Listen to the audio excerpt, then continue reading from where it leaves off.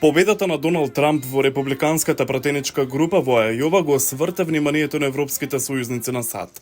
Запрашан за можноста за враќањето на Трамп во Белата куќа, францускиот председател Емануел Макрон рече дека дијалогот ќе продолжи со кој да биде избран во ноември.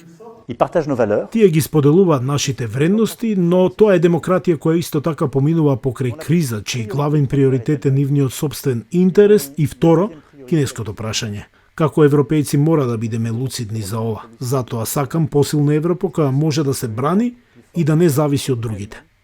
Макрон и Трамп имаат тежок однос. За време на кампањата во Ајова, поранешниот американски председател изгледаше како да се подсмева на акцентот на францускиот лидер, присетувајќи се на дискусиите за трговските тарифи. No, you cannot do that, Donald. You cannot do that. Тоа беше потсетување на неконвенционалниот стил на Трамп. Но Европа има поголеми грижи од личната политика.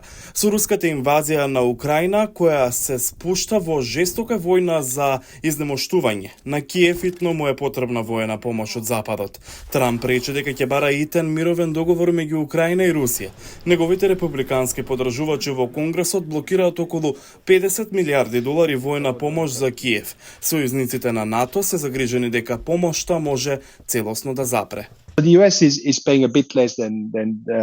САД плаќа нешто помалку од половина од делот на помош од Западот, но САД има многу доминантна, ако не и водечка улога кога станува збор за стратешки политички прашања за Украина.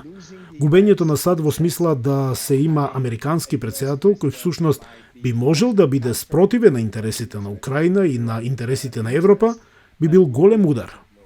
Комесарот за трговија на Европската Унија Тиери Бретон неодамна изјави дека Трамп во 2020 година рекол дека САД никогаш нема да ја помогнат на Европа доколку биде нападната и дека ќе го напуштат НАТО. Представниците на Трамп не го коментираат тврдењето на Бретон.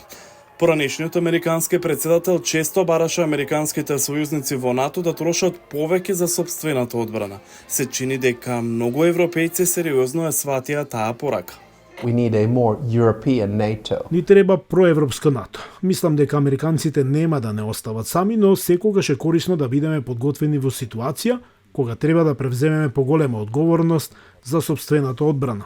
И мислам дека американците се во право за тоа. Европа инвестира повеќе во одбраната, вклучително изголемување на производството на муниција и оружје за Украина. Но променетата улога на САД кон Украина во време кога Бајден е председател ќе земе време, нешто што Киев го нема.